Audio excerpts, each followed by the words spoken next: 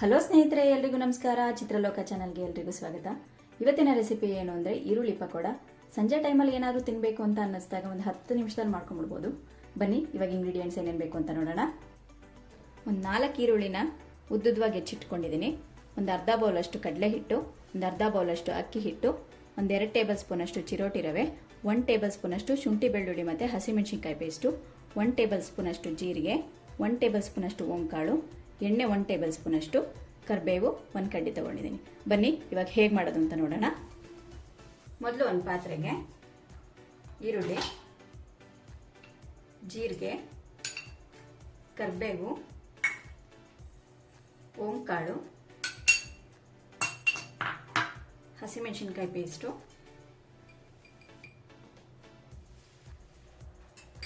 ಸ್ವಲ್ಪ ಎಣ್ಣೆ ಹಾಕೊಂಡು ಚೆನ್ನಾಗಿ ಮಿಕ್ಸ್ ಮಾಡ್ಕೊಂಬಿಡೋಣ. ಈರುಳ್ಳಿ ಎಲ್ಲ ಬಿಡಿ ಬಿಡಿ ಆಗೋ ರೀತಿ ಚೆನ್ನಾಗಿ ಮಿಕ್ಸ್ ಮಾಡ್ಕೋಬೇಕು.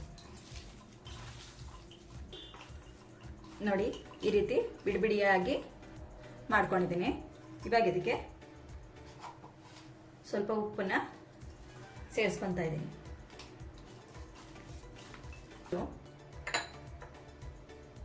ಕಡಲೆ ಹಿಟ್ಟು ಮತ್ತು ಅಕ್ಕಿ ಹಿಟ್ಟು, ಚಿರೋಟಿ ರವೆ ಏನಿದೆ ಅದನ್ನೆಲ್ಲ ಹಾಕ್ಕೊಂಡು ನೀಟಾಗಿ ನೀರು ಹಾಕೊಳ್ದಿರ ಚೆನ್ನಾಗಿ ಮಿಕ್ಸ್ ಮಾಡ್ಕೋಬೇಕು. ಈರುಳ್ಳಿಯಲ್ಲಿ ನೀರಿನ ಅಂಶ ಇರೋದ್ರಿಂದ ನಾವು ನೀರು ಹಾಕೋ ಅವಶ್ಯಕತೆ ಇರೋದಿಲ್ಲ.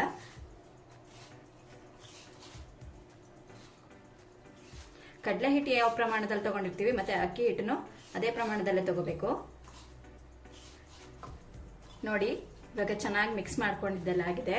ಇವಾಗ ಇದಕ್ಕೆ ಸ್ವಲ್ಪ ನೀರನ್ನು ತಗೊಳಿಸ್ಕೊತಾ ಇದ್ದೀನಿ.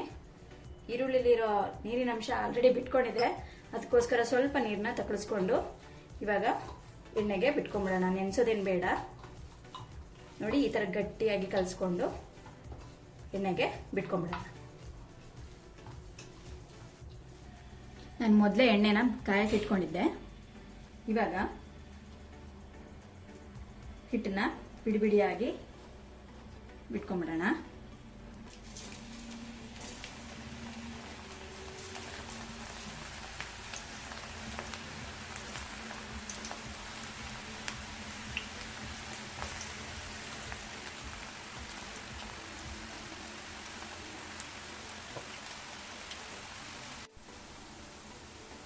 ಒಂದು 2 ನಿಮಿಷದ ತನಕ ಹೀಗೆ ಬೇಯಬೇಕಾಗುತ್ತೆ. ಅಳ್ಳಾಡ್ಸೋದು ಬೇಡ. ಆಮೇಲೆ ಮಗ್ಚಾಕೊಳ್ಳೋಣ ಇದನ್ನು. ಹೀಗೆ ಫ್ರೀಯಾಗೆ ಬೇಯಬೇಕಾಗುತ್ತೆ. ಇದು ಒತ್ತೊತ್ತಾಗಿ ಹಾಕ್ಬಿಟ್ರೆ ಒಳಗಡೆ ಬೇಯ್ದಿರಾ ಹಿಟ್ಟಿಟ್ಟು ಹಾಗಾಗಿ ಉಳಿದ್ಬಿಡುತ್ತೆ. ನೋಡಿ, ಇವಾಗ 2 ನಿಮಿಷ ಆಗಿದೆ. ಇವಾಗ ಇದನ್ನು ಮಗ್ಚಾಕೊಳ್ತಾ ಇದ್ದೀನಿ. ನಾವು ಖಾರದ ಪುಡಿ ಏನು ಸೇರಿಸಿಲ್ಲ, ಆದ್ರೂ ಇದು ಕಲರ್ ಎಲ್ಲ ಚೇಂಜ್ ಆಗಿ ಬ್ರೌನ್ ಕಲರ್ ಥರನೇ ಆಗುತ್ತೆ. ಚಿರೋಟಿ ರವೆ ಹಾಕಿರೋದ್ರಿಂದ ತುಂಬ ಕ್ರಿಸ್ಪಿಯಾಗಿ ಬರುತ್ತೆ.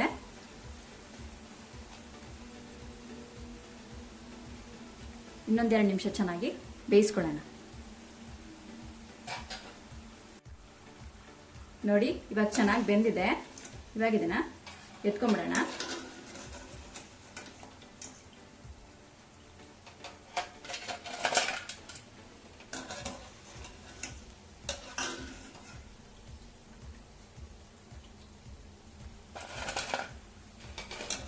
ಇವಾಗ ಮತ್ತೆ ಇನ್ನೊಂದ್ಸಲ ಎಣ್ಣೆಗೆ ಹಾಕೋತಾ ಇದ್ದೀನಿ.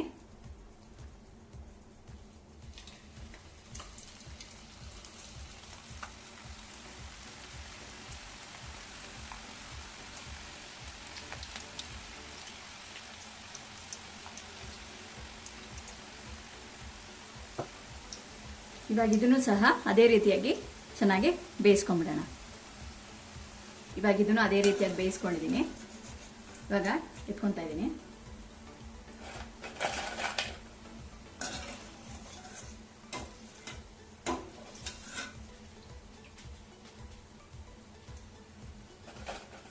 ನೋಡಿದ್ರಲ್ಲ ಈರುಳ್ಳಿ ಪಕೋಡನ ಎಷ್ಟು ಈಸಿಯಾಗಿ ಮಾಡ್ಕೋಬಹುದು ಅಂತ. ನೋಡಿ, ತುಂಬಾನೇ ಚೆನ್ನಾಗಿ ಬಂದಿದೆ, ಕ್ರಿಸ್ಪಿಯಾಗಿ. ನೀವು ನೋಡ್ತಾ ಇರ್ಬೋದು, ಈರುಳ್ಳಿ ಎಲ್ಲ ಚೆನ್ನಾಗಿ ಫ್ರೈ ಆಗಿ ಕ್ರಿಸ್ಪಿ ಆಗಿದೆ. ಸಂಜೆ ಟೈಮಲ್ಲಂತೂ ಟೀ ಕಾಫಿಗಂತೂ ತುಂಬಾನೇ ಚೆನ್ನಾಗಿರುತ್ತೆ. ನೀವು ಕೂಡ ಮನೆಯಲ್ಲಿ ಟ್ರೈ ಮಾಡಿ. ಹಾಗೆ ಹೇಗೆ ಬಂತು ಅಂತ ನನ್ನ ಕಮೆಂಟ್ ಸೆಕ್ಷನ್ ಅಲ್ಲಿ ತಿಳಿಸಿ. ಈ ರೆಸಿಪಿ ನಿಮಗೆ ಇಷ್ಟ ಆಗಿದ್ರೆ ಈ ವಿಡಿಯೋನ ಲೈಕ್ ಮಾಡಿ ಹಾಗೆ ನನ್ನ ಚಾನಲ್ನ ಸಬ್ಸ್ಕ್ರೈಬ್ ಆಗೋದನ್ನ ಮರಿಬೇಡಿ. ಎಲ್ರಿಗೂ ನಮಸ್ಕಾರ.